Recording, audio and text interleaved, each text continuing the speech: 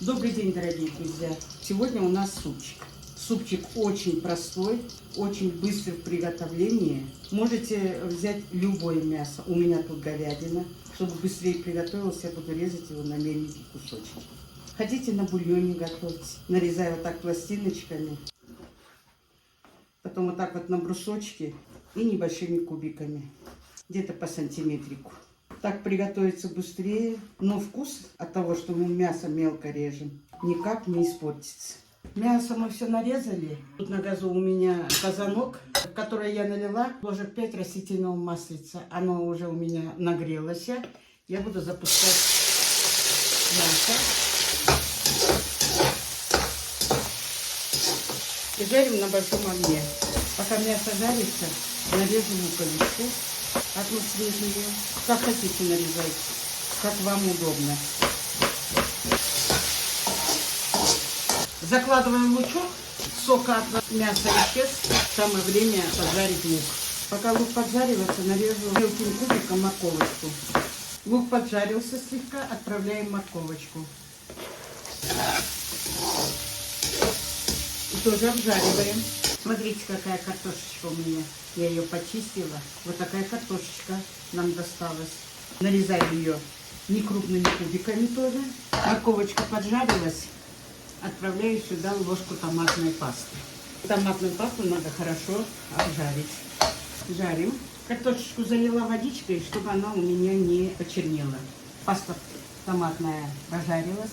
Отправляю чуть-чуть сахарком. Чуть больше чайной ложечки. Вот теперь заливаю горячую воду. Она еще не успела у меня закипеть. Накрываем крышкой, и пусть она закипит. А я тем временем нарежу болгарский перчик один. Нарежу тоже небольшими кубиками.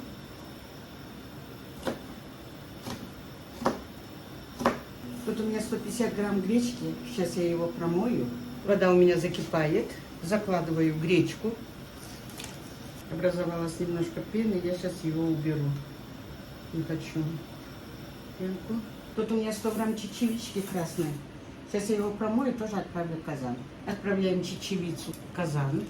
Практически можно было в картошку не класть, но мне хочется сегодня положить картошечку. И следом отправляю картофель. Все, теперь пускай это варится на маленьком огне минут 15. Супчик уже кипит минут 15. Посмотрите, какой он наваристый получается. Добавляю сюда соль. Положу 1 столовую ложку без верха. Пусть еще минуты 2-3 покипит. Закладываю перец болгарский.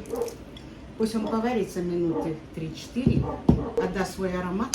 Сюда же закладываю пару стручковых перчиков. И пусть поварится минуты 3-4. А я тем временем нарежу зелень.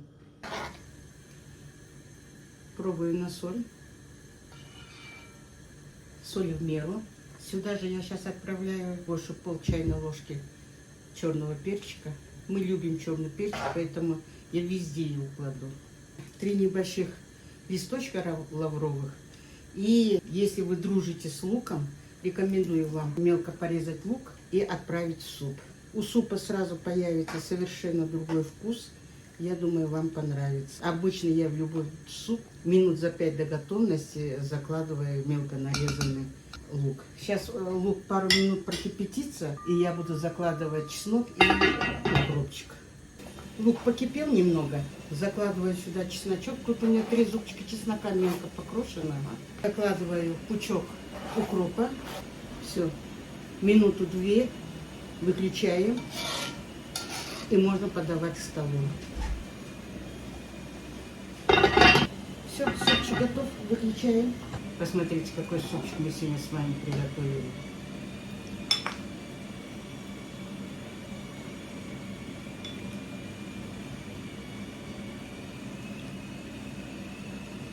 В нашей семье любят супы, чтобы ложка стояла. Жиденькие супы у нас не любят, поэтому я готовлю погуще. Добавляю сюда ложечку домашней сметаны. Это будет очень вкусно. Посмотрите, какая красота.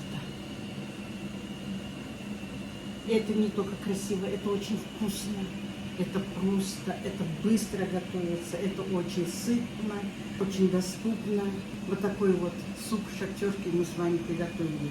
Не знаю, почему этот суп называется шахтерским. Название этого супа прочно прижилось в нашей семье. Не знаю, какое отношение этот суп имеет с шахтером. Рекомендую вам приготовить по этому рецепту. Ну, ингредиенты вы можете менять. Какие хотите овощи закладываете. Хотите, не хотите, не нравится вам чечевичка, не кладите чечевичку. Получается очень вкусно. Желаю вам на вашей кухне вкусных, удачных рецептов. Готовьте с удовольствием, кушайте тоже с удовольствием и вкусненько. Всем приятного аппетита. А я с вами прощаюсь до следующего видео. Пока-пока.